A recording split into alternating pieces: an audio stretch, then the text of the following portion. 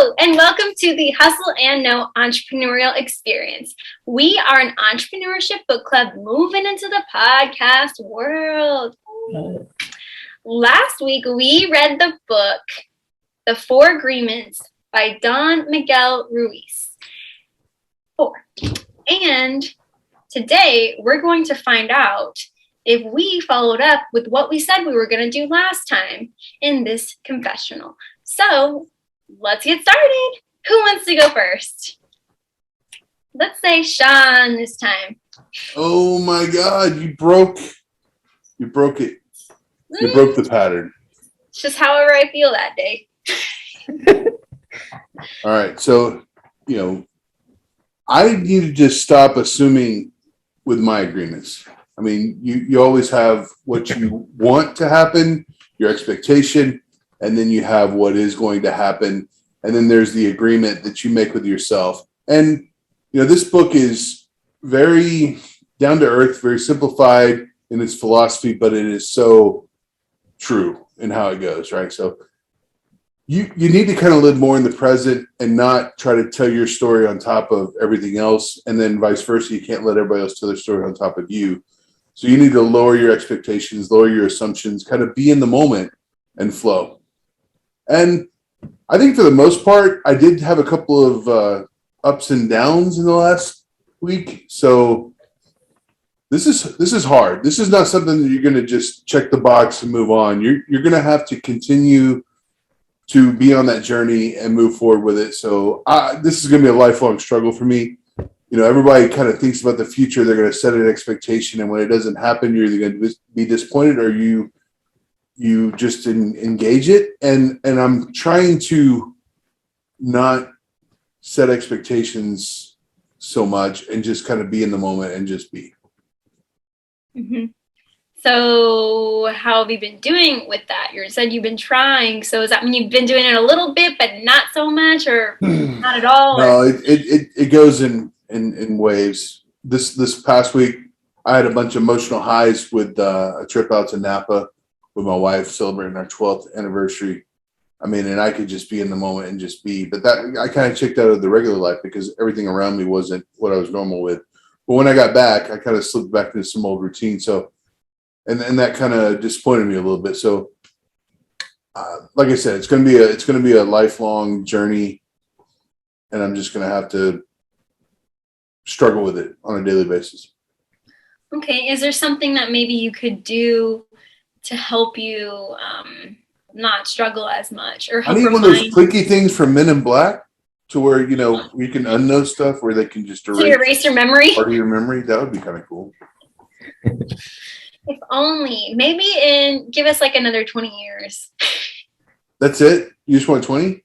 Okay. 2040. I mean, that's true. I used to think we'd have flying cars, which we technically do, but they're rare. So they're called airplanes. They're called airplanes. No, apparently there's legitimate flying cars. My coworker was saying, because she does personal lines insurance, she was saying how like insurances now are starting to cover flying cars.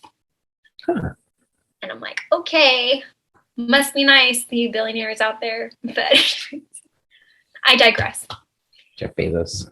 So I don't know, Shawn, maybe you can set yourself little reminders like in your phone, or maybe like when you're meditating, you can like just let it all go. I don't know, just brainstorming. I will let it go and hope that song didn't get stuck in my head.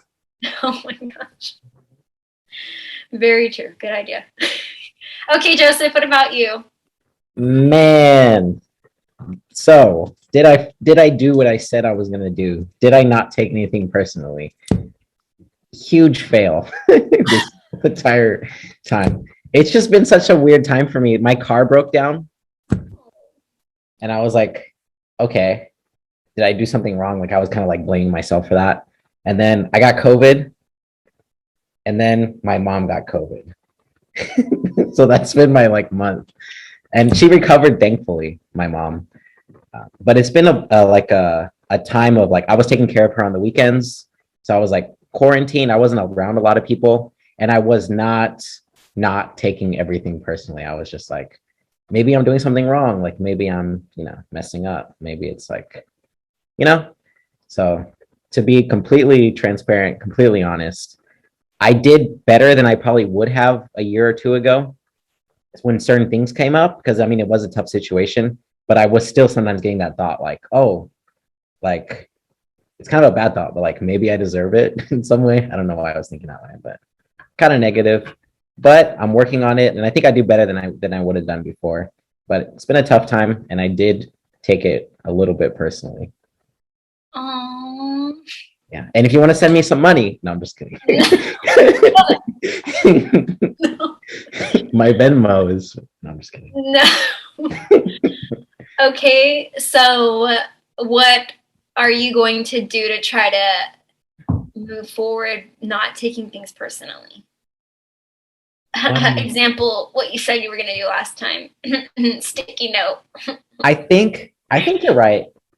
You're totally right. I'm gonna get this marker. I have a marker back here, and I'm gonna write on my mirror. Do it now. Don't take it personally. Well, Do it now. In this mirror, Yeah. because then people will be in meetings with me and they'll be like, "What are your clients doing to you that you have to write that on the wall?" But I'll do it in my bathroom mirror. Well, hey, what happens on your bathroom mirror stays on your bathroom mirror. Exactly. And your fridge, your refrigerator. So every time you go to eat or you're making breakfast or whatever, you see it. Don't take it personally. It's a great reminder. Yeah, go ahead. I was going to say, I challenge you again to do it again this time. Okay. She does do it this dog time. dares you. I should have done it last time. It probably would have been better, but yeah, I'll do it. All right, dude. You had a pandemic, type of thing going on, and your car broke down. So we forgive you this time, but next time, no excuses. No excuses. I love it. And slow progress is better than no progress. So it's good that you acknowledge that you're in a better place now than you were a year ago. So, I mean, that's all we can do really at the end of the day. Just be better every day. So what I said that I was going to do was that I tend to feel guilty, like when I'm not as productive as I should be, or if I sleep in too much on the weekends. But so what I said I was going to do was, like what he said in the book, is we tend to punish ourselves over and over and over for like one crime. And in reality, we should only be punishing ourselves once for that crime and then move on. Yeah.